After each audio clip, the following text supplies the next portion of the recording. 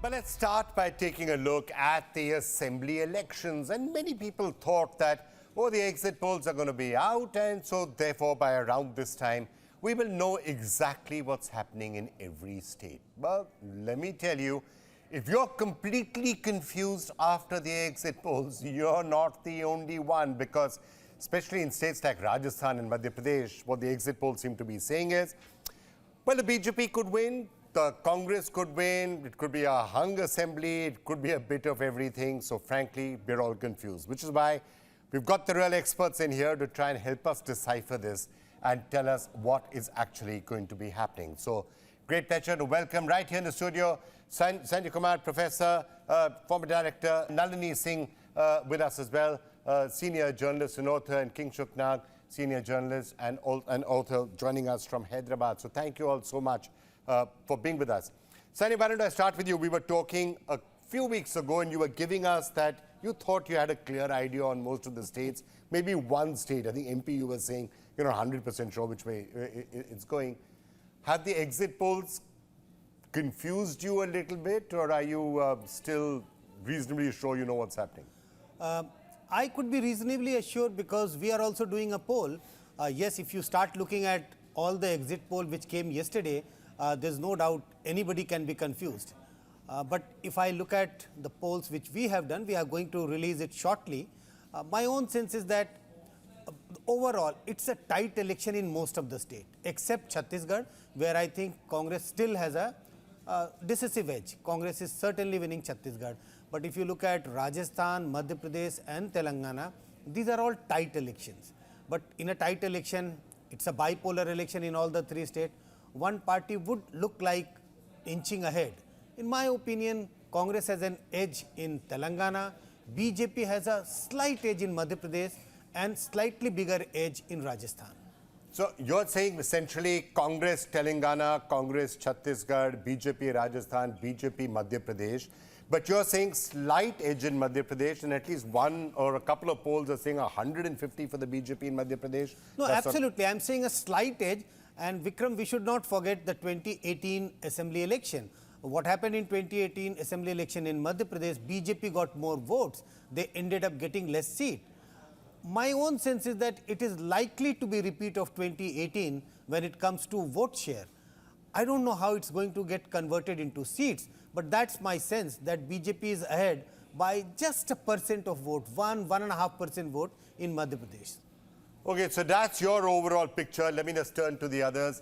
Nalini Singh, your overall take on where you think we stand and how confused are you after the exit polls?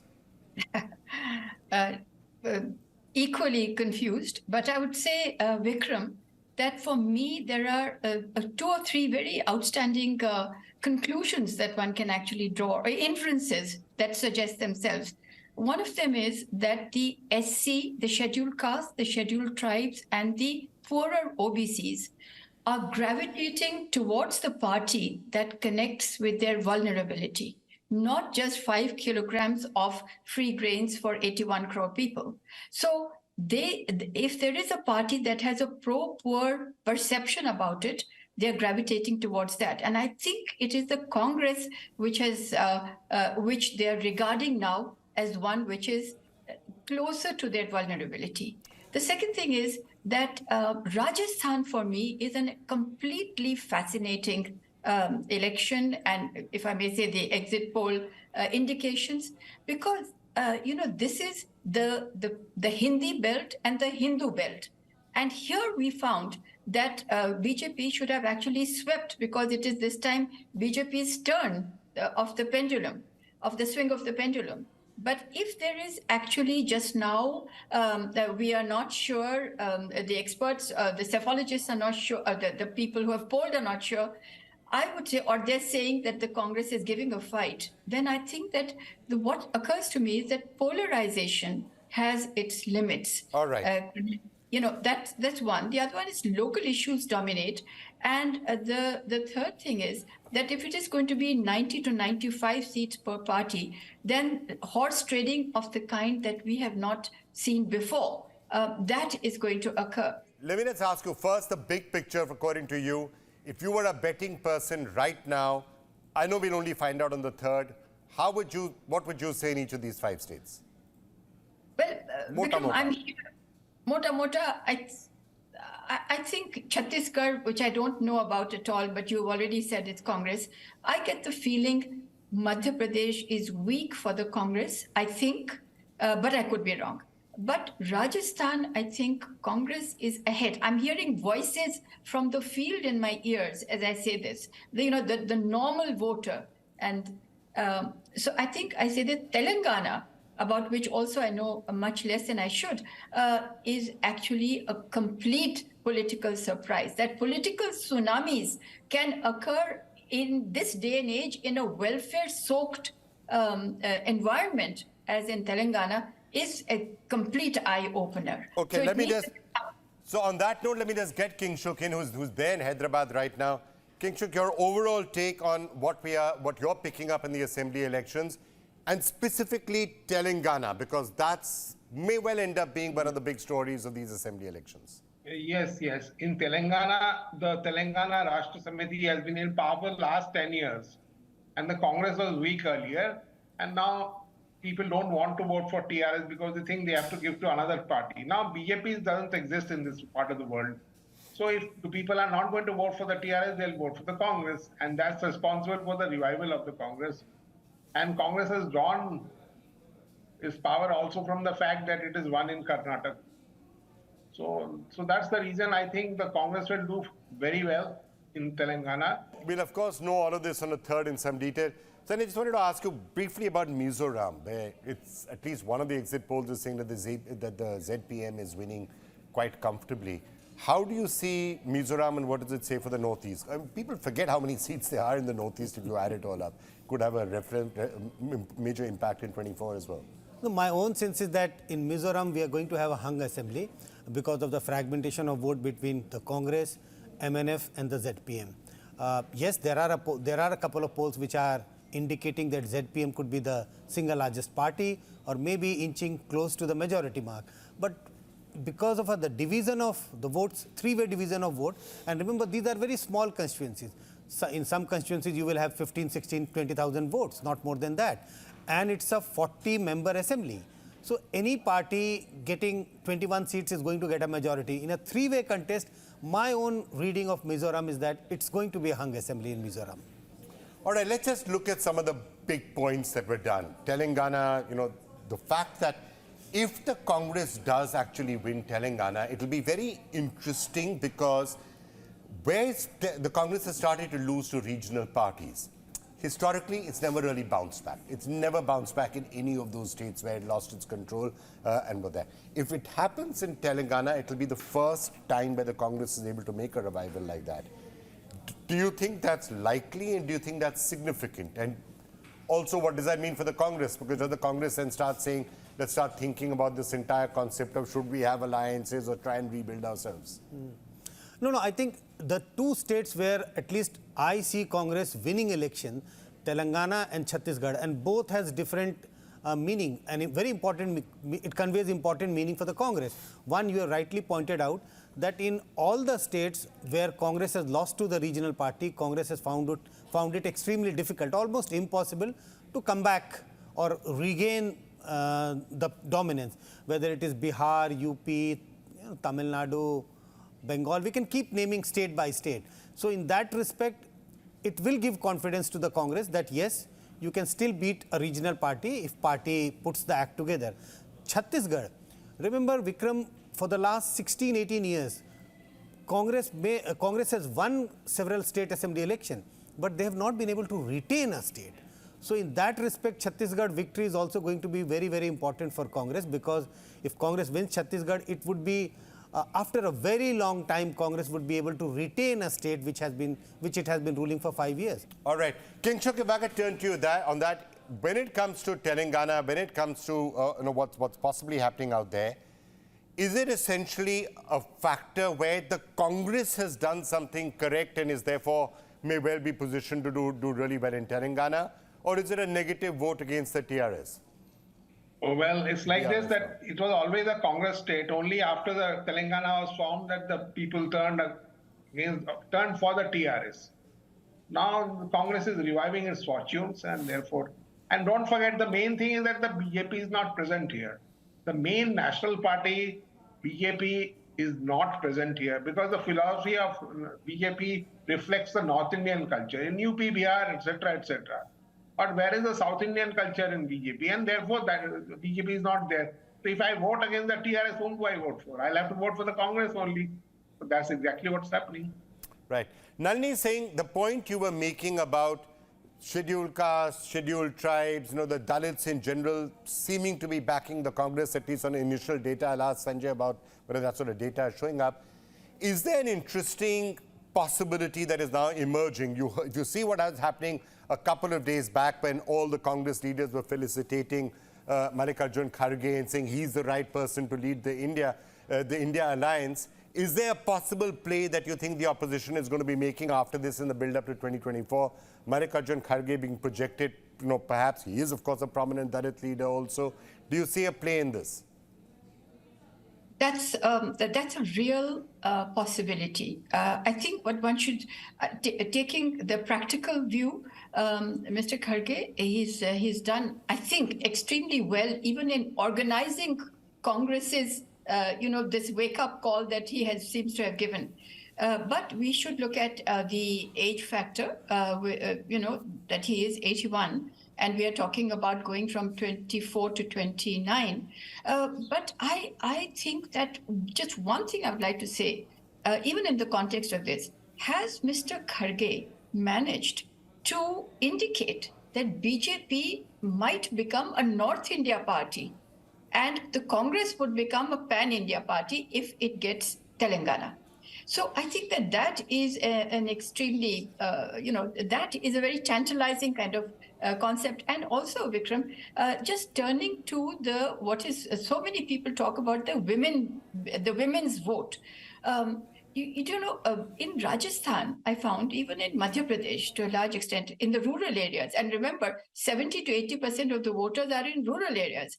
I found in Rajasthan, the women are in Ghungat. When you ask, who will you vote for? Quietly, you say, who will vote? They will giggle and say, well, he gives me, indicating to the husband or the son that he gives me my roti. So who will I vote for? Whatever he says. So are we romanticizing the women's mindset in the rural areas that now they have an independent mind? Or are they reacting to, let's say, the Chiranjeevi Yojana much more enthusiastically? Okay, let me just toss that to Sanjay, because he's obviously got the data to back this. So 2-3 points, Sanjay, if I can just throw to you. Women voters, are they really voting differently, which is what some of the initial data shows? B, the entire question of SC/ST, possible consolidation behind the Congress party. And are we already starting to hear signals from the Congress that Mallikarjun Kharge, good person to lead the India alliance, get a Dalit face out there, make the BJP seem like an upper caste North India party? I'm going to come to what the BJP takes away from all of this, but just to wrap up what the Congress is going to take. First, on the women vote. Yes, if you look at the turnout is increasing, not in one state, but in large number of states. That's the data from the Election Commission of India. This is not a survey data which we can dispute. So yes, turnout of women has increased, and it is increasing election after election. The big question is, do we see women voting differently compared to men? Only slightly. It's not that women and men are voting extremely in a different manner, but we do see women vote shifting towards one party or the other, and generally we see the party which is rolling out welfare schemes which is aimed at benefiting the women voters. So there is a slight shift, and the shift is only in the range of 2 or 3%. We don't see a huge shift of women in favor or against one political party. About the Dalit vote, Dalit Adivasi consolidation behind the Congress. If you look at 2019 Lok Sabha election, there was a huge Dalit Adivasi consolidation in favor of BJP. My own sense is that BJP may not be able to retain similar kind of consolidation among the Dalits and the Adivasis. There are early signs of Dalits moving away from BJP. Which party they will align with? If Congress does well in Telangana and in some other state, I think there is a possibility that Dalits will move away from BJP, come back to the Congress. And this adds to Congress being headed by Mallikarjun Kharge, a prominent Dalit face. So that's going to be an advantage for Congress. I'm not sure whether the India alliance partner are going to accept him as the leader who can lead the alliance. Let's now turn to the BJP because, look, everyone's been talking about this semi-final before the 2024 verdict. Let's face it, there is a very major factor in 2024 which does not apply in the assembly elections. Absolutely. And that is the persona of Narendra Modi. Let's face whatever the margins and the numbers are, once Narendra Modi comes onto the ballot, it does change the entire equation as an additional 5, 6, 7%. So even if it is to be a 2-2 sort of a situation, would you feel that the BJP will also be quite satisfied with that? Because they'll say, look, if you are able to, let's say, win Rajasthan and Madhya Pradesh or one of them or whatever it is, and we're doing that without Narendra Modi being on the ballot, it means we are very comfortable for 2024. See, a victory in 2 states for BJP, I think internally they should feel satisfied about that. But I don't think it's factually correct that they contested this round of assembly election without Narendra Modi. I think it is Prime Minister Narendra Modi who was the face of the party in all the 3 or 4 states. No, he was campaigning, obviously, but it's one thing to say that this is, this is at least what the argument the BJP has often made in Karnataka and other places. It doesn't matter. It's not, it'll be different in 24 because you are then asking for a vote to make Absolutely. Narendra Modi the Prime Minister again. Absolutely. That difference voters clearly understand that these are the elections. The state assembly election is to elect a government for the state, to elect a chief minister. In 2024, absolutely clear that this is the election to elect the central government and to elect the Prime Minister of this country. And in that, there is no match for the persona of Prime Minister Narendra Modi, and he takes a lot of vote among various sections of voters because of his own popularity. Right. Nalini Singh, let me get you in on that. What would be your sense? What do you think the BJP is going to take away from this? Will they say, when you're looking at 2024, we are still by far in the pole position because whatever's happening in these assembly elections, it's not a drubbing as happened in 2018. And in 2018, remember, Modi swept the election in 2019. So if we've been able to hold our ground to some extent in 2023, it's a clear signal that 2024 is comfortable. Is that what the BJP would take from this? Vikram, first of all, what the BJP takes, I'll just remark on that. But I think it is clear to me that BJP is the dominant party for 2024, and Mr. Modi is is the pivot of that. Now, as far as the BJP taking whatever it takes, maybe triumph or whatever, I would say that my eyes are set on Rajasthan, because this for people who watch electoral politics is the litmus test. It is supposed to, it must absolutely, as of the last 30 years pattern, it should swing in a decisive manner to the BJP. And if the BJP is finding itself, according to the exit polls, that is floundering a little bit, then I would say that it is a wake-up call for the BJP for 2024 also. Because we've just said that the BJP's roots are entrenched very deeply in the north of the country and the west of the country. So, in fact, Madhya Pradesh, if BJP wins it, is likely to become a BJP-dominated state as Gujarat. So, if Gujarat and Madhya Pradesh are following that. But Rajasthan will actually tell you that there's something afoot which is not going BJP's way. If with every projection showing that the state changes, it throws out the incumbent, and BJP and Congress doesn't get thrown out.